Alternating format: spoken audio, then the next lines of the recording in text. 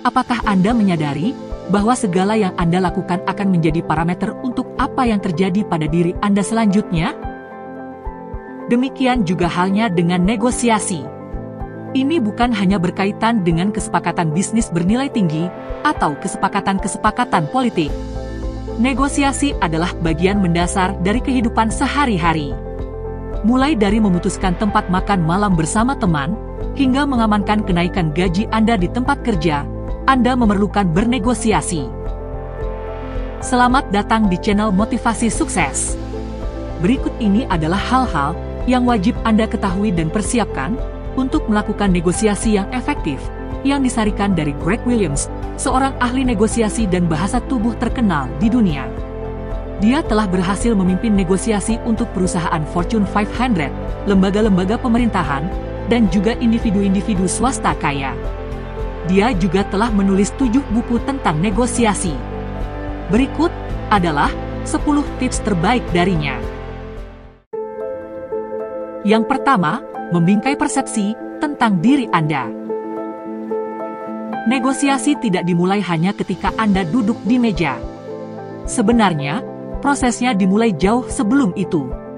Cara Anda mempresentasikan diri, bahkan melalui bahasa tubuh, memiliki dampak besar pada bagaimana orang lain memandang Anda. Selain kata-kata, isyarat nonverbal seperti ekspresi wajah dan postur tubuh juga memiliki peran penting. Setiap interaksi yang Anda lakukan membentuk perspektif pihak lain tentang Anda dan situasi Anda. Menyadari pentingnya ini dapat membantu Anda menetapkan nada positif sejak awal dan meningkatkan peluang keberhasilan dalam negosiasi. Apakah orang melihat Anda sebagai pemenang yang percaya diri atau pengeluh yang tidak puas dan selalu menggerutu? Persepsi ini dapat secara signifikan memengaruhi dinamika negosiasi, bahkan sebelum dimulai. Oleh karena itu, usahakan untuk selalu memposisikan diri Anda sebagai seseorang yang tak tergantikan. Yang kedua, tunjukkan nilai dan kemampuan Anda. Ketika Anda berada dalam proses negosiasi untuk mendapatkan kenaikan gaji atau hal lainnya, strategi yang sangat penting adalah sebelumnya sudah menunjukkan nilai Anda, bahwa Anda memang layak untuk mendapatkannya, alih-alih langsung menerima keterbatasan budget perusahaan sebagai hal yang tidak bisa Anda kontrol. Identifikasi dan tunjukkan kontribusi Anda secara konkret, serta cari solusi alternatif yang bisa menegaskan nilai Anda. Pertimbangkan apakah ada sumber keuangan lain yang bisa dimanfaatkan untuk memenuhi permintaan Anda, atau apakah ada alternatif lain yang sepadan yang bisa diajukan dalam negosiasi. Dengan cara ini, Anda dapat menempatkan diri Anda pada posisi yang lebih kuat dalam negosiasi dan meningkatkan peluang untuk mencapai kesepakatan yang memuaskan bagi kedua belah pihak. Yang ketiga, memahami lebih mendalam dan riset adalah kunci. Adalah penting untuk memahami secara mendalam orang yang Anda ajak bernegosiasi. Lakukan riset yang cermat untuk mengungkap motivasi, kebutuhan, dan keterbatasan mereka. Beberapa organisasi bahkan mengambil langkah ekstrim dengan menyewa investigator untuk mengumpulkan informasi kunci mengenai materi dan si pembuat keputusan. Jika hal ini dianggap terlihat terlalu berlebihan, Anda masih bisa mendapatkan informasi yang berharga dengan menghadiri beberapa acara dan mengamati bahasa tubuh, dan berinteraksi dengan mitra negosiasi Anda. Anda dapat menemukan petunjuk verbal dan nonverbal yang dapat membantu Anda mengidentifikasi siapa yang benar-benar menjadi pengambil keputusan dan apa kecenderungan serta preferensi mereka. Dengan pemahaman yang mendalam tentang lawan negosiasi Anda dapat mempersiapkan strategi yang lebih efektif dan meningkatkan peluang untuk mencapai kesepakatan yang menguntungkan bagi kedua belah pihak. Yang keempat, mengarahkan fokus negosiasi dengan memberikan umpan. Ini adalah sebuah strategi di mana Anda menawarkan sesuatu yang tampak berharga bagi pihak lain, tetapi sebenarnya tidak terlalu penting bagi Anda. Misalnya, dalam negosiasi kenaikan gaji, Anda bisa menawarkan untuk mengurangi permintaan kenaikan gaji jika diberikan tambahan hari liburan. Perusahaan yang lebih fokus pada pengurangan direct cost mungkin akan menerima tawaran ini. Dengan demikian Anda mendapatkan waktu liburan tambahan yang sebenarnya lebih Anda inginkan. Dengan mengidentifikasi dan menawarkan elemen yang tampak bernilai tinggi bagi pihak lawan, Anda mengarahkan fokus negosiasi sesuai keinginan Anda. Dengan mengarahkan fokus negosiasi dan mempertahankan posisi lebih kuat, Anda dapat mencapai hasil yang diinginkan dengan lebih mudah. Seperti yang sering dikatakan, dalam negosiasi, cara Anda memainkan kartu Anda sama pentingnya dengan kartu yang Anda pegang. Yang kelima, Anda berbicara dengan orang yang tepat. Pastikan di awal bahwa orang yang Anda ajak bernegosiasi memiliki otoritas untuk menyelesaikan kesepakatan. Jika Anda sedang bernegosiasi dengan seorang manajer pemasaran suatu perusahaan, tetapi kemudian Anda menyadari bahwa keputusan akhir ada di tangan seorang direktur, maka penting bagi Anda, dalam situasi ini, untuk meminta agar direktur tersebut turut serta. Ini akan mengurangi putaran negosiasi yang tidak perlu dengan pihak yang tidak memiliki wewenang penuh. Ini memastikan bahwa waktu dan energi Anda digunakan secara efektif, dan keputusan dapat diambil dengan cepat. Semakin lama Anda bernegosiasi, semakin banyak konsesi yang mungkin Anda buat. Orang ingin melihat hasil dari upaya mereka. Pastikan Anda tetap berada di jalur yang tepat. Yang keenam, mengamati bahasa tubuh. Mengamati bahasa tubuh memberikan Anda wawasan mendalam tentang perasaan dan sikap pihak lain yang mungkin tidak diungkapkan secara verbal. Ekspresi wajah, gerakan tangan, dan postur tubuh dapat mengungkapkan ketidaknyamanan, antusiasme, atau skeptisisme terhadap proposal Anda. Tanda-tanda ini seringkali terlihat melalui bahasa tubuh, seperti melalui kontak mata atau gerakan tangan. Dengan mengamati bahasa tubuh, Anda dapat menyesuaikan respons dan strategi negosiasi secara real-time. Jika Anda melihat tanda-tanda kebingungan atau ketidakpastian, Anda bisa memperjelas poin-poin Anda untuk mengatasi kekhawatiran pihak lawan secara langsung. Sebaliknya, jika Anda melihat gerakan seperti mengangguk atau tersenyum, ini menunjukkan persetujuan atau penerimaan. Menggunakan bahasa tubuh yang positif, seperti tersenyum dan kontak mata yang baik, juga dapat membantu membangun hubungan dan kepercayaan. Dengan demikian, mengamati dan memahami bahasa tubuh dalam negosiasi dapat meningkatkan efektivitas komunikasi yang membantu Anda mencapai hasil yang lebih baik.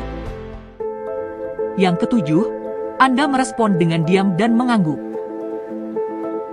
Diam dapat menjadi alat yang efektif dalam negosiasi. Ketika Anda mengulang apa yang dikatakan lawan bicara dan kemudian Anda diam, Anda menciptakan momen jeda. Ini mendorong mereka untuk mengisi kekosongan momen ini. Karenanya, mereka akan mengungkapkan lebih banyak informasi daripada semula. Jika seseorang mengatakan bahwa mereka merasa penawaran Anda terlalu tinggi, Anda bisa mengulang pernyataan itu, jadi, Anda merasa penawaran saya terlalu tinggi, dan kemudian Anda diam. Mereka akan merasa terdorong untuk menjelaskan lebih lanjut, memberikan wawasan yang dapat Anda gunakan untuk mengatur ulang penawaran Anda atau menemukan solusi yang lebih sesuai. Selain diam, menganggukkan kepala adalah juga merupakan teknik nonverbal yang efektif. Mengangguk, secara tidak sadar, dapat mendorong orang lain untuk setuju dengan Anda karena gerakan ini seringkali ditafsirkan sebagai tanda persetujuan dan penguatan positif. Ketika Anda menganggukkan kepala sambil berbicara atau mendengarkan, lawan bicara Anda cenderung lebih terbuka untuk menerima ide-ide Anda, dan lebih mungkin setuju dengan poin-poin yang Anda sampaikan. Saat Anda menjelaskan manfaat dari suatu produk, menganggukkan kepala Anda dapat membuat lawan bicara merasa lebih nyaman, dan cenderung untuk mengiyakan pandangan Anda, meningkatkan peluang Anda untuk mencapai kesepakatan yang diinginkan. Yang kedelapan, seni dalam bertanya. Orang yang mengajukan pertanyaan dalam negosiasi seringkali memiliki kendali atas percakapan. Strategi yang efektif adalah menjawab pertanyaan secara strategis, kadang-kadang dengan mengajukan pertanyaan balik. Dengan melakukan ini, Anda tidak hanya memberikan respons, tetapi juga membuka peluang untuk memperoleh informasi tambahan yang dapat membantu Anda mengatur strategi dan menjaga kendali dalam negosiasi. Misalnya, jika Anda dihadapkan dengan pertanyaan tentang batasan anggaran Anda bisa menjawab dengan pertanyaan balik seperti, seberapa fleksibel batasannya? Dengan cara ini, Anda tidak hanya memberikan jawaban, tetapi juga memperoleh pemahaman yang lebih dalam tentang batasan yang mereka miliki, yang dapat Anda gunakan untuk merancang tawaran yang lebih sesuai dan tetap mempertahankan kendali dalam percakapan.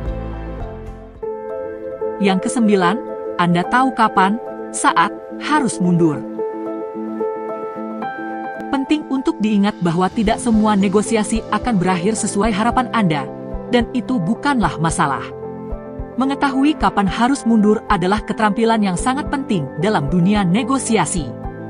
Jika proses negosiasi tidak memenuhi kebutuhan Anda atau terlalu memakan waktu, saatnya untuk mempertimbangkan kembali posisi Anda. Tentukan batasan yang jelas untuk melacak kemajuan Anda, dan gunakan sebagai acuan untuk menentukan apakah melanjutkan proses negosiasi masih dirasa layak. Dengan mengetahui kapan harus berhenti dan melangkah mundur, Anda menghindari menyia-nyiakan waktu dan energi pada negosiasi yang tidak menghasilkan seperti yang diharapkan. Dengan demikian Anda dapat fokus pada hal dan kesempatan lain yang lebih menjanjikan. Yang terakhir, pemilihan kata yang tepat. Dalam negosiasi, pemilihan kata-kata sangat penting karena dapat memengaruhi arah dan hasil dari percakapan. Setiap kata yang digunakan memiliki bobot dan konotasi tersendiri, yang dapat mempengaruhi bagaimana pesan Anda diterima oleh pihak lain. Oleh karena itu, penting untuk memilih kata-kata dengan hati-hati, menghindari penggunaan kata-kata yang bersifat menyerang atau merendahkan.